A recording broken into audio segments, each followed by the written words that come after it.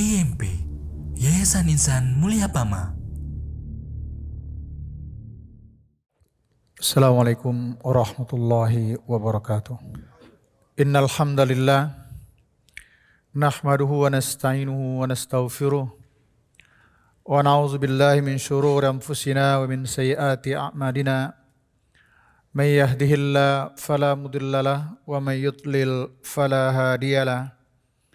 Asyhadu an la ilaha illallah wahdahu la syarikalah wa asyhadu anna Muhammadan abduhu wa rasuluh. Allahumma salli wa sallim wa barik ala Muhammadin wa ala alihi wa sahbihi wa man tabi'ahum bi ihsanin ila yaumiddin. Amma ba'du fa ya ibadallah ittaqullaha haqqa tuqatih wa la tamutunna illa wa antum muslimun. Qala Allah tabaraka wa ta'ala fi kitabihil karim. A'udzu billahi minasy syaithanir rajim. Bismillahirrahmanirrahim. Laqad kana lakum fi Rasulillahi uswatun hasanah. Hadirin jamaah kaum muslimin, a'azakumullahu jami'an. Kita bersyukur kepada Allah tabaraka wa ta'ala atas segala limpahan rahmat serta berbagai karunia-Nya kepada kita semua. Selawat dan salam semoga senantiasa tercurah kepada Nabi dan Rasul-Nya yang mulia, Nabi Muhammad Rasulullah sallallahu alaihi wasallam. Mudah-mudahan pada ketaatan kita kepada Allah dan Rasul itu mengantarkan kita kepada kebahagiaan hidup baik di dunia maupun di akhirat kelak. Jemaah yang berbahagia, di dalam Al-Quran surah Al-Ahzab yang tadi khatib bacakan, Allah berfirman, laqad kana lakum fi Rasulillahi uswatun hasanah. Yang intinya bahwa kita memiliki teladan, memiliki sosok yang wajib diteladani dalam hidup dan kehidupan kita, yakni baginda Rasul sallallahu alaihi wasallam. Jemaah yang berbahagia, bahkan di negeri kita ini pada tanggal kelahiran beliau sallallahu alaihi wasallam menjadi hari libur nasional seperti yang kemarin. Di berbagai tempat diadakan bermacam bentuk acara. Ada juga yang tidak melakukan acara peringatan tersebut. Tentu bagi kita tidak hal yang baru dipersoalkan. Tapi intinya adalah untuk mengingatkan kembali betapa pentingnya kita kembali kepada tuntunan Allah dan Rasul-Nya Muhammad Rasulullah sallallahu alaihi wasallam. Oleh karena itu hadirin jemaah berbahagia, di dalam hidup dan kehidupan kita ini, kita tidak memiliki sosok lain yang menjadi panutan utuh, seutuh-utuhnya selain dari baginda Rasul sallallahu alaihi wasallam. Baik panutan dalam hidup menjalankan agama kita, al-Islam, maupun di dalam hidup dalam arti menjalankan aktivitas keduniaan kita. Idealnya, prinsip-prinsip dasar yang ditanamkan oleh Rasul itu menjadi patokan pula bagi kita. Baik dalam arti hablum minallah maupun dalam hablum minan nas, yakni cara kita berinteraksi antara satu sama lainnya. Jemaah yang berbahagia, ada 4 sifat yang sangat populer dan 4 sifat ini bukan hanya dimiliki oleh baginda Rasul sallallahu alaihi wasallam, tetapi semua nabi dan rasul memiliki sifat yang agung itu. Pertama, as-sidqu yang kita kenal dengan kejujuran. Jujur. Khusus untuk kita hari ini, Rasul mengingatkan kepada kita, alaikum bis-sidqi. Hendaklah kalian bersifat jujur. Jujur dalam arti yang sesungguhnya. Walau ala ampusikum, sekalipun nanti akibat dari kejujuranmu itu, kamu harus menanggung resikonya pada kasus-kasus tertentu misalnya. Kenapa? Fa inna sidqa yahdi ilal birr. Karena kejujuran itu akan menuntun kamu kepada kebaikan. Kepada kebaikan. Wa innal birra yahdi ilal jannah. Dan kebaikan itu pula yang akan menggiring kamu, mengantarkan kamu kepada surga. Nauzubillah, sebaliknya juga, hati-hati kata beliau terhadap sifat bohong, lawan dari kejujuran. Karena kebohongan itu akan menggiring kamu kepada kedurhakaan, dan kedurhakaan itu akan mengantarkan kamu kepada neraka. Oleh karena itu hadirin, jujur, belajar sifat jujur, ya belajarlah kepada Rasul. Karena kita tidak sezaman dengan Rasul, belajarlah kita melalui buku-buku para ulama bagaimana mereka menjelaskan tentang kemuliaan, kejujuran yang dimiliki oleh baginda Rasul sallallahu alaihi wasallam. Hadirin, yang kedua yang kita kenal adalah amanah. Sifat amanah ini memang sifat yang betul-betul hanya dimiliki oleh orang yang beriman. Dalam hal ini termasuk tentunya ciri khas ya umat Muhammad Rasulullah SAW. Bahkan mukmin yang beruntung yang disebutkan oleh Allah di dalam qad aflahal mu'minun itu, salah satu ciri mereka adalah senantiasa menjaga amanah mereka. Ketika mereka mengemban amanah, maka kewajiban mereka adalah untuk menjaga amanah tersebut. Bahkan di dalam Quranul Karim juga disebutkan di dalam surah Al-Anfal secara tegas Allah sebutkan, ya ayyuhalladzina amanu la takhunullaha war rasul wa takhunu amanatikum wa antum ta'lamun. Wahai orang-orang beriman, jangan kamu menjadi pengkhianat terhadap Allah. Jangan kamu menjadi pengkhianat terhadap Rasulnya. Khianat terhadap Allah dan Rasulnya artinya adalah termasuk mengabaikan ajaran beliau. Mengabaikan ajaran Al-Quran dari Allah Taala, termasuk mengabaikan tuntunan baginda Rasul sallallahu alaihi wasallam. La takhunu amanatikum. Termasuk larangan di sana adalah berkhianat terhadap amanah yang ada sesama kita. Hadirin, sifat khianat itu layaknya hanyalah dimiliki oleh orang-orang yang tidak beriman, yakni orang-orang munafik. Semua kita tahu salah satu ciri dari orang-orang munafik itu adalah wa idza tumina khana. Ketika mereka mengemban amanah, maka mereka berkhianat. Orang-orang munafik itu menganggap bahwa amanah itu adalah bonus bagi mereka. Bukan amanah yang harus ditunaikan kepada orang yang berhak untuk menerimanya. Kalau orang beriman tidak, amanah itu jelas. Karena Allah memerintahkan kepada mereka, innallaha ya'murukum an tu'addul amanata ila ahliha. Allah memerintahkan kepada kamu untuk menunaikan amanah. Amanah itu kepada ahlinya. Apa contohnya? Ketika orang menitipkan sesuatu kepada kita, dan mungkin pada waktu ketika nanti dia akan mengambil kembali apa yang dititipkannya itu, atau menitipkan kepada kita untuk disampaikan kepada orang tertentu. Kalau kita menyanggupi untuk menerima amanah tersebut, maka kewajiban bagi kita untuk menjaga amanah tersebut.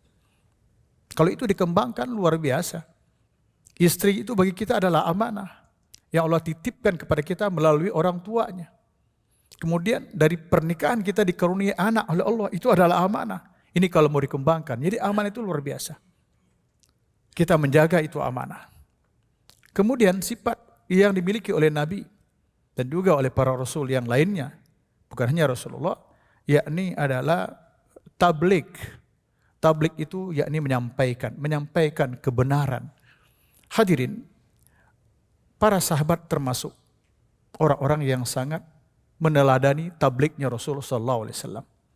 Khatib sebutkan beberapa contoh, misalnya salah seorang sahabat Nabi yang mulia, yakni Abu Salamah radhiyallahu anhu, yang Allah takdirkan beliau gugur sebagai salah seorang syuhada di Uhud waktu itu. Abu Salamah ini adalah salah seorang sahabat yang begitu dekat dengan Nabi, selalu hadir dalam berbagai aktivitas beliau, termasuk di dalam taklim yang dilakukan baik di Mekah maupun di Madinah di kala itu. Pada satu ketika, ya, Abu Salamah ini mendapatkan pelajaran dari baginda Rasulullah SAW yang berkaitan dengan musibah. Singkatnya, Rasul mengingatkan tidak ada seorang pun yang mendapat musibah, kemudian dia membaca inna lillahi wa inna ilaihi raji'un, lalu berdoa, Allahumma ajurni fi musibati wa akhlif li khairan minha. Ya Allah, berilah aku pahala dengan musibah yang menimpa aku ini, dan mohon engkau gantikan dengan yang lebih baik. Itu yang beliau dapatkan dari Rasulullah SAW dalam ta'limnya.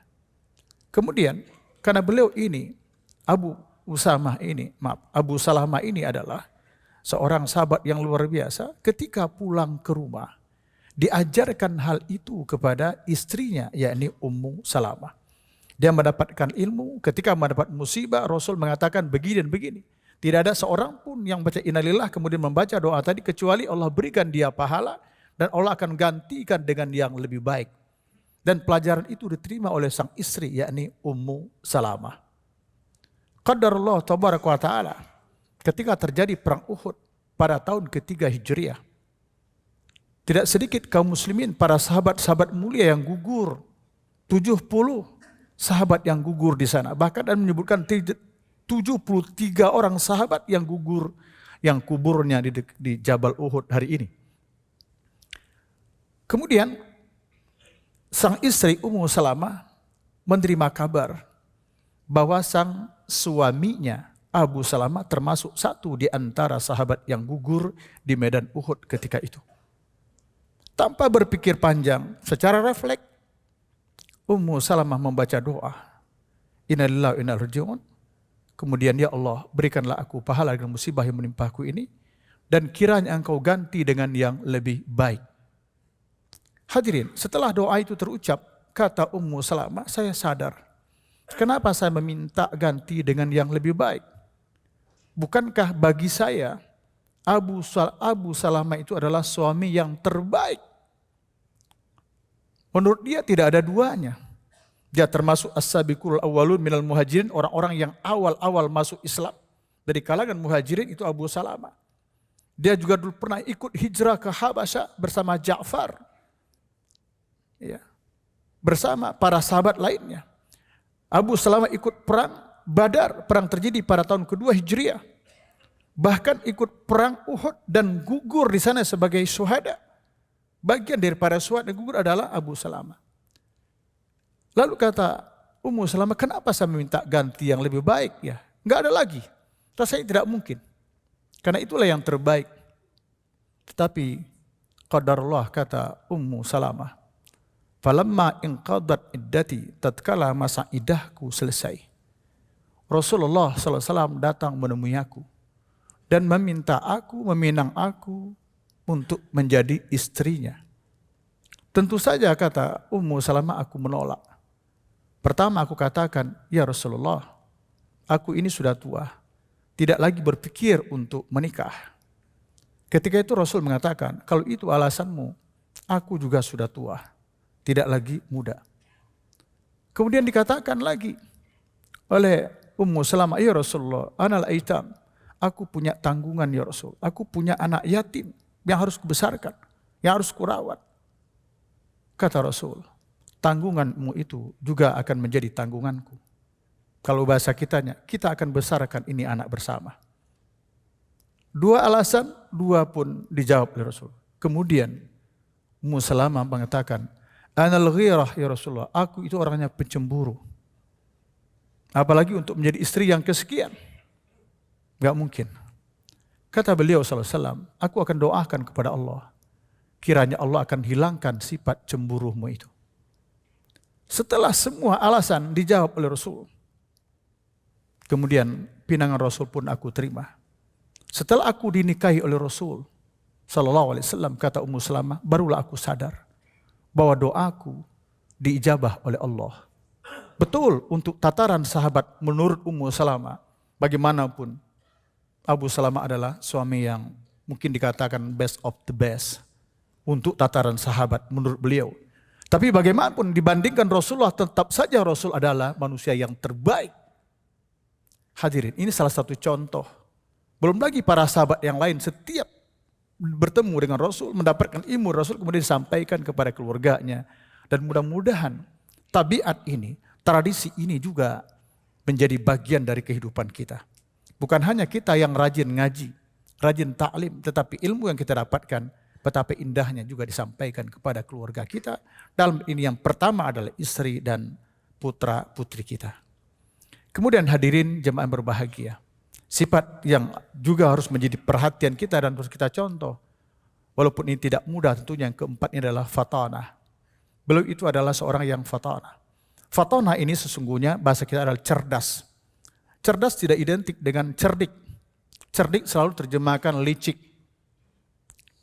Tetapi cerdas adalah kepintaran dan juga memiliki hikmah yang luar biasa. Semua nabi dan rasul itu adalah cerdas. Karena salah satu fungsi kecerdasan yang Allah anugerahkan kepada para nabi dan rasul adalah ketika menghadapi para musuh-musuhnya dalam berdialog. Misalnya Nabi Allah Khalilullah Ibrahim alaihissalam ketika berhadapan dengan seorang raja yang zalim, lalim, dan dia sangat terkenal dengan kecerdasannya, yakni Namrud laknatullah alaihi. Namrud itu kelebihannya adalah kecerdasannya. Setiap perdebatan dengan siapapun, tidak ada satupun yang bisa menaklukkan logika-logika yang dimainkannya. Begitu hebatnya itu Namrud. Tetapi ketika berhadapan dengan Ibrahim alaihissalam, Allah abadikan dalam surah Al-Baqarah bagaimana dialog yang terjadi antara Ibrahim dengan Namrud ini. Namrud mengatakan bahwa dia adalah sebagai Tuhan, mendedikasikan dirinya sebagai Tuhan. Lalu Ibrahim mengatakan, Rabbi yuhyi wa yumit. Tuhanku Allah bisa menghidupkan dan mematikan. Namrud menjawab, ana uhyi wa umit. Kalau Tuhanmu bisa menghidupkan dan mematikan, aku juga bisa menghidupkan dan mematikan. Waktu itu para ulama tafsir menyebutkan, Namrud mendatangkan dua orang budak, dihadirkan ke hadapannya. Satu di antara budak itu dibunuhnya, dan yang satu lagi itu dibebaskan. Lalu dia mengatakan, wahai Ibrahim, coba kamu perhatikan. Kedua orang ini nyawanya ada di tanganku. Kalau aku mengatakan mati, matilah dia, yakni dibunuh. Kalau aku mengatakan hidup, hiduplah, yakni dibebaskan. Sebenarnya apa yang ditampilkan oleh Namrud itu, Ibrahim tidak tertarik, terlalu rendah logikanya menurut Ibrahim. Tapi memang susah. Berkomunikasi, berdebat dengan penguasa itu bukan hal yang mudah tentunya. Sudah bisa berbicara saja itu sudah luar biasa. Jangan terlalu berharap banyak berdebat dengan penguasa. Karena mereka memiliki kekuatan yang luar biasa. Lalu Ibrahim tidak kehilangan akal. Dia mengatakan apa? Fa innallah ya'ti bisamsi minal masrik fa'ti biha minal maghrib. Oke, kalau kamu mengatakan dirimu sebagai Tuhan bisa menghidupkan dan mematikan, baik. Tuhanku Allah menerbitkan matahari dari timur. Fa'ti biha minal maghrib, coba kamu terbitkan matahari dari sebelah barat. Para ulama tafsir menyebutkan, Ibrahim mengatakan satu kali saja. Kalau Tuhanku Allah setiap hari menerbitkan matahari dari timur, coba kamu terbitkan, datangkan matahari, terbitkan dari sebelah barat satu kali saja. Fabuhitalladzi kafar. Dalam dialog itu disebutkan bahwa si kafir ini, si Namrud yang begitu cerdas itu, kalau bahasa kitanya patah lidah. Ibarat bersilat, mati langka, dia tidak bisa bertutur apa-apa. Ini kecerdasan yang dimiliki oleh para nabi dan rasul. Nabi Ibrahim, Nabi Yusuf dan semuanya. Termasuk baginda Rasulullah SAW. Khusus untuk baginda Rasulullah SAW ini hadirin. Kecerdasan beliau ini ada dua. Pertama memang dasarnya, basicnya memang cerdas. Dan itu adalah karunia Allah Taala kepadanya. Yang paling terasa oleh kita mungkin di dalam berbagai sejarah adalah ketika Hajar Aswad pernah bergeser dari tempat semula ketika Mekah, tepatnya Ka'bah itu dilanda banjir. Para suku-suku merasa di waktu itu masing-masing puaklah yang merasa yang paling berhak untuk menaruh kembali Hajar Aswad kepada tempatnya. Lalu singkat cerita, mereka menyerahkan kepada Muhammad SAW dalam bentuk, bukan Muhammad sebenarnya, salah seorang dari suku itu mengatakan, siapa besok yang datang lebih duluan ke Masjidil Haram, maka kita serahkan putusan itu kepada dia. Qaddarallah, tidak ada yang kebetulan. Qaddarallah, keesokan subuhnya yang paling datang pertama kalinya ke Masjidil Haram adalah Muhammad. Kita katakan Muhammad muda di kala itu, karena usia beliau 35 tahun.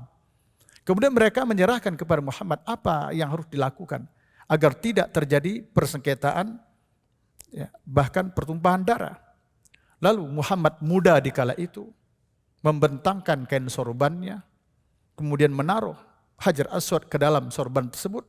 Kemudian masing-masing dari suku yang tadinya nyaris bersengketa diperintahkan oleh Muhammad untuk memegang masing-masing dari dari sorban itu kemudian mengangkat dan menaruhnya ke tempat semula. Itu kecerdasan yang luar biasa. Dan banyak lagi kisah-kisah lain yang Masya Allah luar biasa. Tetapi hadirin, hari ini kita bicara kepada kita semua tentang kecerdasan beliau sebagai Nabi dan Rasul. Yakni yang kedua, yakni di mana beliau ini mendapat tuntunan wahyu dari Allah Tabaraka wa Ta'ala. Oleh karena itu, setiap berhadapan dengan musuh-musuhnya di kala itu, bahasa kita musuhnya, walaupun beliau selalu mengatakan itu kaumku. Makanya ketika beliau disiksa oleh kaumnya, selalu mengatakan Allahumma hdi qaumi fa innahum la ya'lamun. Ya Allah, berikanlah petunjuk kepada kaumku karena mereka tidak tahu.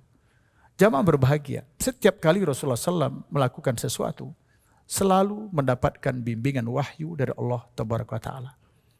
Abdullah bin Amr bin As pernah menyebutkan, pada awalnya kata dia, katabtu kullama sami'tu min Rasulullah SAW.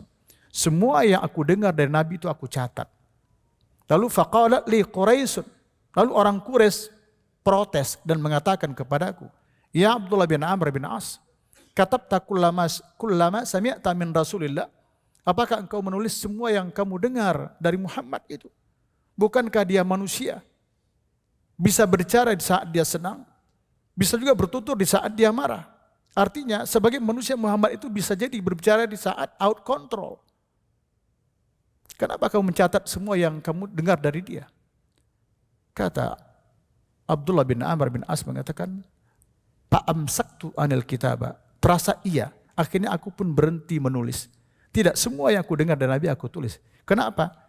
Logik juga yang disampaikan oleh orang Quraisy ini.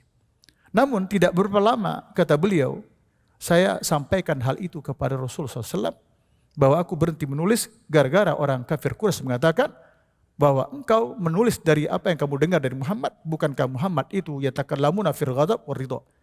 Muhammad bisa bicara dalam kondisi senang maupun susah. Apa kata beliau sallallahu alaihi wasallam? Ini menunjukkan bahwa beliau itu dituntun oleh wahyu. Uktub kullama sami'ta minni. Semua yang kamu dengar dari aku tulis. Lalu beliau menunjuk ke mulutnya dengan mengatakan, ma kharaja minhu illal haq. Tidak pernah keluar dari mulutku ini kecuali kebenaran. Artinya adalah wahyu.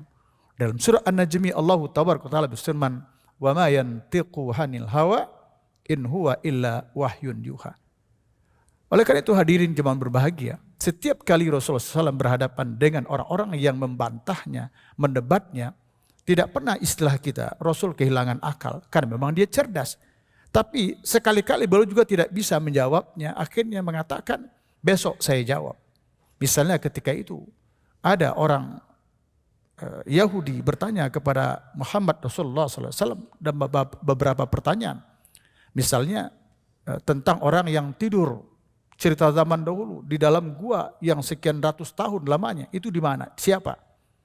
Kemudian dulu ada seorang raja yang punya Dzulqarnain, 2 tanduk, 2 kekuasaan dari timur sampai ke barat. Siapa? Ketika itu Rasulullah SAW tidak bisa menjawab. Rasulullah mengatakan, besok saya jawab. Besok saya jawab. Hadirin, apa yang dilakukan Nabi dan mengatakan besok saya jawab tanpa menyandarkan kepada Allah Ta'ala, turunlah ayat menegur beliau. Fala taqulanna li syai'in inni fa'ilun dzalika ghada illa an yasha Allah. Janganlah sekali-kali kamu mengatakan bahwa saya akan mengerjakan ini dan itu esok. Artinya sesuatu yang akan datang kecuali dengan kata-kata insya Allah. Jadi selalu Rasulullah SAW itu dibimbing oleh wahyu dalam berbagai hal. Bukan hanya dalam ibadah tapi dalam hidup dan kehidupannya. Karena itulah hadirin, saking jengkelnya orang Yahudi ketika para sahabat sudah berada di Madinah di kata itu dan belum terjadi penaklukan kota Mekah, Salman Al-Farisi radhiyallahu anhu pernah ditanya oleh orang-orang Yahudi di Madinah di kala itu. Dan pertanyaan itu penuh dengan ejekan. Apa kata mereka? Ya Salman, qad allamakum nabiyyukum kulla syai'in hatal khira'a. Wahai Salman, nabimu itu sudah mengajarkan segala-galanya sama kalian. Sampai-sampai cara BAB pun diajarkan, begitu. Kata Salman, ajal. Iya, betul. Sampai cara BAB pun kami diajarkan oleh baginda Rasul. Artinya sampai masuk ke WC pun ada tuntunannya. Coba kita ingat bagaimana Islam mengajarkan kita untuk buang hajat. Kalau kita buang hajat di luar, katakanlah di malam hari di pinggir jalan mungkin, salah satu bentuknya kita tidak diperbolehkan buang hajat di bawah pohon-pohon atau tempat orang berhenti. Kenapa? Nanti kita akan dilaknat, dikutuk oleh orang karena tempat orang berhenti. Ada aroma-aroma yang tidak baik di sana. Itu Islam mengajarkan. Kalau di tengah lapangan terbuka bukan pada tempat tertutup, kita tidak boleh dalam buang hajat itu menghadap atau membelakangi kiblat. Tidak boleh menghadap ke kiblat dan juga membelakangi kiblat. Berbeda kalau WC, kamar mandi itu ada di dalam rumah kita. Kemudian ketika masuk ke dalam kamar mandi, WC, ada doanya dengan kaki kanan. Dengan kaki kiri, kemudian keluar ada doanya ghufranaka dengan kaki kanan. Hadirin, sekedar bercerita sedikit. Ketika khatib pernah bertetangga dengan salah seorang pendeta muda. Ketika itu khatib juga masih muda, katakanlah ustadz muda. Pendeta ini juga pendeta muda. Kita hidup relatif akur, baik. Hablum minanas kita berjalan dengan baik. Kita ngobrol dengan hal-hal yang cukup panjang dalam masalah agama ini. Termasuklah masalah WC. Saya katakan, ya, kalau masalah berdoa menjelang makan, doa Bapak lebih panjang daripada doa kami. Doa kami cukup dengan bismillah, selesai, makanlah. Tapi kalau Bapak, saya bilang, begitu panjang doanya. Tapi kalau masuk WC, ada enggak aturan dalam agama kalian? Kata dia tidak ada. Tidak ada tuntunan WC, jangan menghadap kiblat, membelakangi kiblat misalnya. Tidak ada masuk WC harus kaki kiri dan keluar kaki kanan. Tidak ada doanya. Bahkan masalah cebok pun tidak diajarkan. Kalau kita kan diajarkan cebok. Ada namanya kita pikir namanya istinja. Istinja itu adalah cara kita cebok dengan mempergunakan air, baik buang air kecil maupun buang air besar. Ada istijmar dalam kitab kita fikih, yakni beristinja dengan mempergunakan batu. Karena memang mungkin di gurun di kala itu. Sekarang bisa dimodif dengan bahasa istaurak, yakni cebok dengan mempergunakan tisu. Ada tuntunannya, 1 kali tidak. Minimal 3 kali. Kalaupun itu pakai tisu kita cebok. Subhanallah, begitu sempurnanya ajaran ini. Dari siapa? Rasulullah SAW. Di mana dia dapatkan? Dari Allah Tabaraka wa Ta'ala. Jadi kejeniusan beliau tidaklah jenius dalam arti hanya karena memang sifat sebagai seorang nabi, memang turunannya begitu mulia, tetapi juga dipandu oleh wahyu. Nah, bagi kita yang ingin meneladani sifat-sifat beliau, tidak ada kata lain, kita harus belajar bagaimana kepribadian beliau sallallahu alaihi wasallam dalam banyak hal tentunya. Selain dari itu kita berdoa kepada Allah agar Allah mudahkan kita. Bukan saja untuk mendapatkan hidayah. Dengan hidayah itu kita tahu mana yang boleh, mana yang tidak boleh, mana yang pantas dan tidak pantas. Tapi lebih dari itu kita mohon taufik kepada Allah. Taufik yakni suatu karunia Allah ketika Allah berikan kepada seseorang. Allah jadikan mudah seseorang itu untuk menjalankan apa yang harus dijalankan dan menjauhi apa yang harus dijauhi. Fa'tabiru ya ulil absar la'allakum tuflihun. Alhamdulillah. Asyhadu an la ilaha illallah wahdahu la syarikalah wa asyhadu anna Muhammadan abduhu wa rasuluh. Allahumma salli wa sallim wa barik ala Muhammadin wa ala alihi wa sahbihi wa man tabi'ahum bi ihsanin ila yaumiddin. Amma ba'du fa ya ibadallah ittaqullaha haqqa tuqatih wa la tamutunna illa wa antum muslimun. Qala Allah tabaraka wa ta'ala fi kitabil karim. A'udzu billahi minasyaitonir rajim. Bismillahirrahmanirrahim. Innallaha wa malaikatahu yusholluna 'alan nabi. Ya ayyuhalladzina amanu shallu 'alaihi wa sallimu taslima. Allahumma shalli 'ala Muhammad wa 'ala ali Muhammad kama shallaita 'ala Ibrahim wa 'ala ali Ibrahim. Wa barik 'ala Muhammad wa 'ala ali Muhammad kama barakta 'ala Ibrahim wa 'ala ali Ibrahim fil 'alamin innaka Hamidum Majid. Allahumma fil muslimina wal muslimat wal mu'minina wal mu'minat al ahya'i minhum wal amwat innaka sami'un qaribun mujibud da'awat amin ya qadiyal hajat. Allahumma arinal haqqa haqqa warzuqna ittiba'a wa arinal batila batila warzuqna istinaba. Allahumma a'inna ala dzikrika wa syukrika wa husni ibadatik. Allahumma a'inna ala dzikrika wa syukrika wa husni ibadatik. Rabbana atina fid dunya hasanah wa fil akhirati hasanah wa qina adzabannar. Ibadallah, innallaha ya'muru bil adli wal ihsan wa ita'i dzil qurba wa yanha 'anil fahsya'i wal munkar wal baghi ya'idzukum la'allakum tadhakkarun. Wala dzikrullahi akbar.